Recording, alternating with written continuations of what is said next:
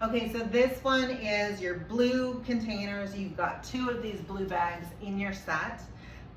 It is your widest range. So these are your containers, your aluminum, your plastic, kind of anything that is on that regular recycle list that people are familiar with.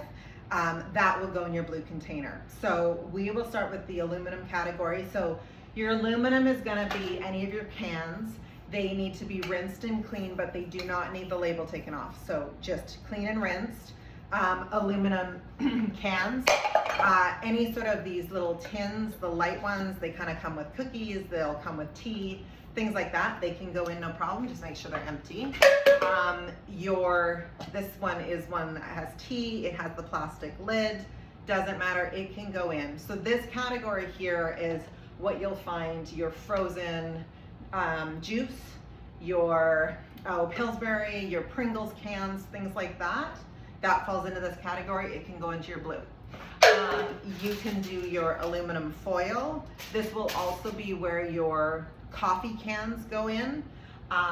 Anything like this baking tray, the pie trays, the little tiny tart tins, they can all go in. Just make sure that they are dry and clean. Something like a hairspray bottle or a whipping cream, any sort of aerosol or spray can go in as long as it's completely empty. So you want to make sure you use the remainder of it, or if you have a little bit left, make sure you empty it into a separate container that goes in the garbage, and then this empty canister itself can go in. Then we go on to the drinking containers. So you've got your coffee cups with the plastic lid, as long as they're rinsed, they can go in. Your drink cups from any of the drive-thrus with the lid. Just remember your straw is going to be cardboard, so that actually needs to go in the garbage. You can do solo cups, you can do plastic cups, anything you can drink out of, you can pretty much put in this container pile.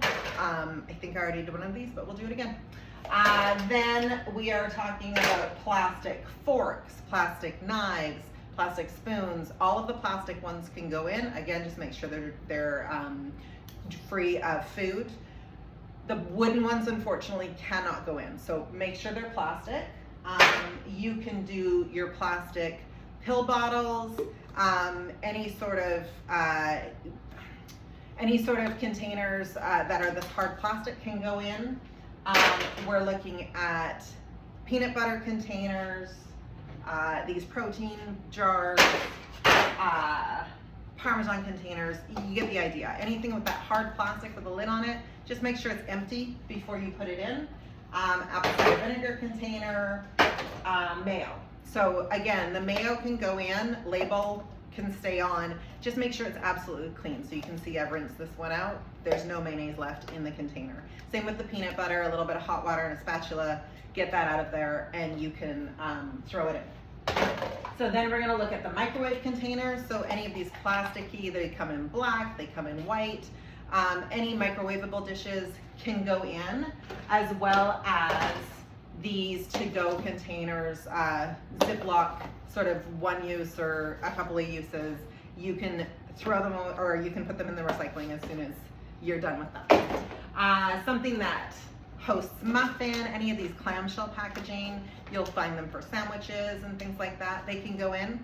Again, just make sure there's no crumbs or any sort of food left over. The Mr. Noodles bowls, this sort of, it's hard to explain, kind of like a to-go container. It'll come with your ice cream, your noodle bowls, things like that. They can all go in. Anything that has this soup packaging, they'll come in Tetra packs, or anything that hosts like, oh goodness. So like, yeah, soups, broths, things like that. They can go in, just make sure they're empty. Something that holds your dishwasher detergent, those spray bottles, anything with dish soap, anything with laundry soap, just give them a good rinse and they're good to go. You can also use cleaning put the cleaning product ones in. The biggest thing is give them a triple rinse. So if they have had like bleach or any sort of cleaning liquid in them, make sure you rinse them out, pour them out, rinse them 3 times, and then put them in. The other thing that we are accepting in here is any sort of packaging that comes inside of those boxes. They can go in, so they might look like this, they might be this. As long as they're that crinkly and they kind of go back, those ones will go in.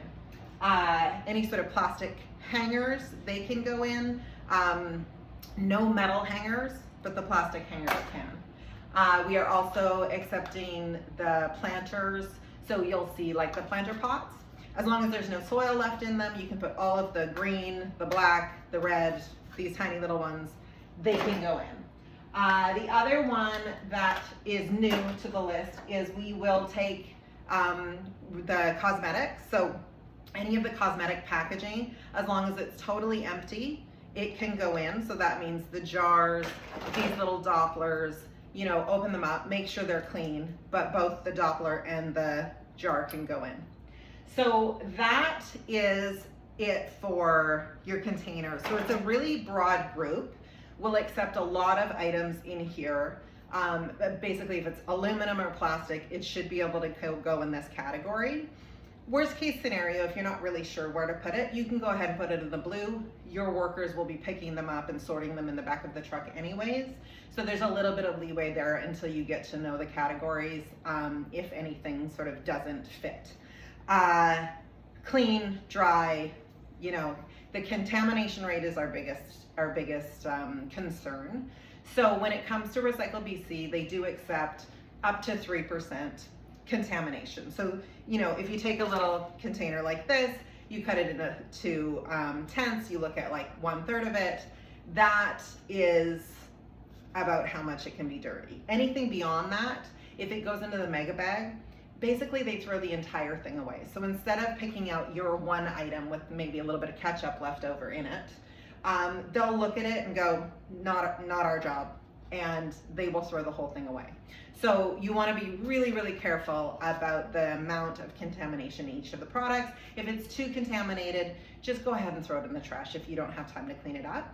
But we're really hoping that we can get you guys on board with just clean and dry product going into these recycle containers.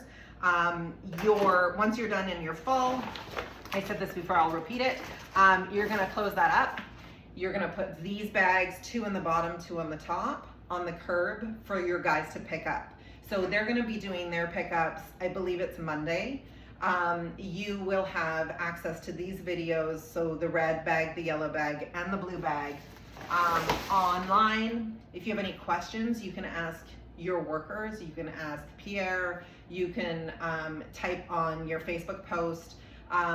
Questions are welcome, so don't worry if you're not totally familiar with what goes where. You can ask a question sort of on any level and somebody will be there to answer you. You can also go to Recycle BC website. They have I believe they have an app that you can download that will explain a little bit further. So if you find something you're not sure if it's recyclable or not, you can just type it into that Recyclopedia app and it will let you know exactly what category it belongs to. So hopefully that explains a little bit more and is helpful. If you have any questions, again, reach out. We're here to help and make this as easy as possible. And I look forward to doing the first pickup with you guys, not this Monday, but next Monday. I believe it's the 27th. So we'll see you on the 27th and we'll be picking up your bags out of your recycle carts.